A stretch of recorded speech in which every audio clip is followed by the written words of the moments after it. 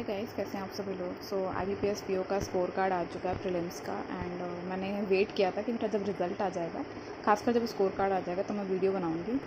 सो जो exam day था ना, मेरा थोड़ा सा हेक्टिक था। मैंने बताया था हेल्थ भी मेरी ठीक नहीं थी, ज़ुकाम तगड़ा हुआ था मुझे उस दिन, मुझे याद है। एंड चलो देख लेते हैं कि अटैम्प्ट कैसा था और क्या कैसे क्लियर हुआ है मेरा। सो अटैम्प्ट मेरा था that was not really good और नॉट वेरी बैड, ऐसा था।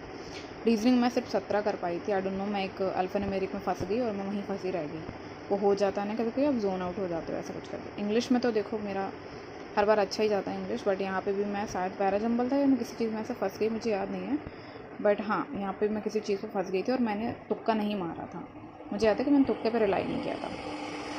क्वांट की बात करूँ तो क्वांट में सिर्फ 14 कर पाई थी। मैंने क्या किया था कि मैंने एक बार DI लास्ट में छोड़ रखी थी।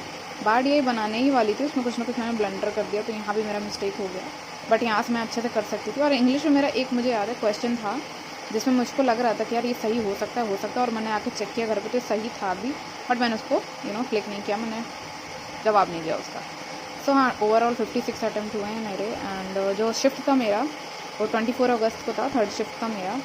एंड बात करती हूँ कितने लो अटैम्प्ट मेरे हुए कैसे हैं। स्कोर कार्ड में आपको भी थोड़े आगे बताऊँगी। सो लो अटैम्प्ट का रीज़न यही होता है स्टूडेंट्स में कि आप मॉक की प्रैक्टिस ना करो। मतलब मैंने सिर्फ 2 मॉक लगाए थे प्री के और मैं बस वही करके चली गई थी। जितना आप मॉक का प्रैक्टिस करोगे उतनी स्पीड आती है, नो मैटर वॉट। देखो, अगर मैं किसी को भी दे दूँ प्री का सॉल्व करने के लिए पेपर 100 क्वेश्चन में से, कोई भी 70 से ऊपर आराम से करके आएगा। PO की बात कर रही है, 70 से ऊपर कोई आराम से कर लेगा सारे क्वेश्चन सॉल्व। ओके, तो हाँ, मॉक देना बहुत इंपॉर्टेंट है। और लैपटॉप पे प्रैक्टिस मैं नहीं करती थी, ऑलरेडी मेरे पास है, 2022 में मैंने लिया था, बट मैंने लैपटॉप पे प्रैक्टिस करी ही नहीं है। मैं सिर्फ मोबाइल पे करती थी, अब मैंने स्विच कर लिया, मैं लैपटॉप पे ही करती हूँ प्रैक्टिस। और हाँ, डेली प्रैक्टिस बहुत ज़रूरी है, खासकर जब आपका प्री आ रहा हो तो आपको speed, math, puzzle, RC, DI इन सब पे बहुत काम करना पड़ता है। डेली 20-30 आपको करनी ही पड़ती है। पजल हो गई, स्पीड मैथ की प्रैक्टिस 1 घंटे हो गई, फिर RC हो गई आपके दो RC तो आपको डेली कर लेनी ही चाहिए। और DI हो गई, DI की तो आपको 5-10 DI डेली करनी चाहिए, क्लास कर सकते हो आप। सो हाँ, यहाँ से आपका स्पीड का लॉस होता है। एक्यूरेसी आपको ज़रूर होती है पर स्पीड का लॉस हो जाता है। सो अभी RRB के एग्ज़ाम भी आपके आने वाले हैं। IBPS क्लर्क का एग्ज़ाम हो गया तो वहाँ भी कुछ ना कुछ मेरे से मिस्टेक हो गई है।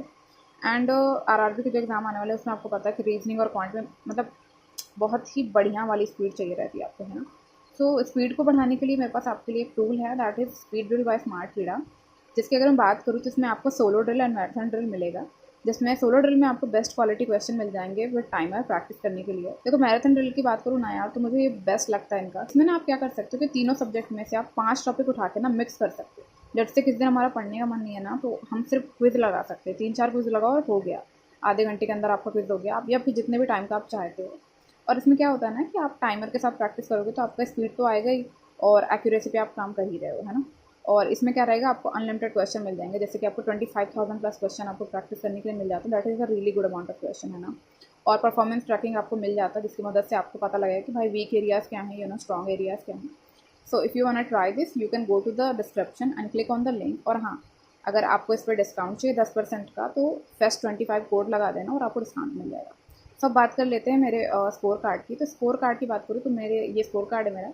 तो रीजनिंग में मैंने 17 किए थे, 17 में से मुझे 15.43 मार्क्स मिले हैं।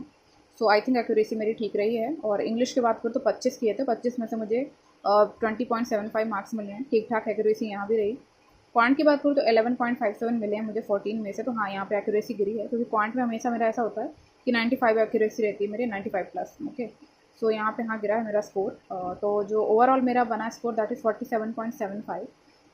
कट ऑफ की बात कर लेते हैं तो कट ऑफ गया है जो SC का, मेरा SC कैटेगरी है, तो उसमें मेरा जो कट ऑफ गया है दैट इज़ 45.96 और मेरे आए हैं 47.75 मार्क्स।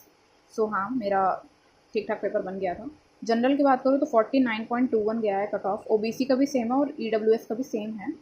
एंड ST का जो कट ऑफ गया है 40.96 है। एंड अदर का कट ऑफ आप देख ही सकते हो। तो ओवरऑल मतलब अगर बहुत अच्छे से मैं ट्राई करती तो हो जाता काफ़ी अच्छा अटैम्प्ट। और काफ़ी सारे क्वेश्चन छूट भी गए थे मेरे, बाकी पेपर तो निकल गया है, मेंस की बारी है।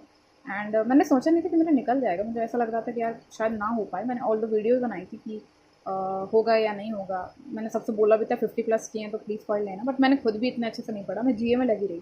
GA की टेंशन तो मुझे इतनी ज़्यादा हो रही है ना, तो मैं GA में लगी रही। और आप बताना आपको कैसा लग रहा है। एंड प्री क्लियर होने के बाद में अभी मेंस में आप क्या कर रहे हो, कौन से सोर्सेज आप फॉलो कर रहे हो, वो मेरे लिए भी काफ़ी इंपॉर्टेंट रहेंगे सुनने के लिए। एंड आई होप आगे के एग्ज़ाम की तैयारी बहुत अच्छे से करोगे। और आरबी की बात करूँ तो एक नया वीडियो बना दिया है मैंने, प्लीज़ जाके उसको देख लेना। एंड मैं खुद भी उस चीज़ को फॉलो कर रही हूँ। And all the best, bye.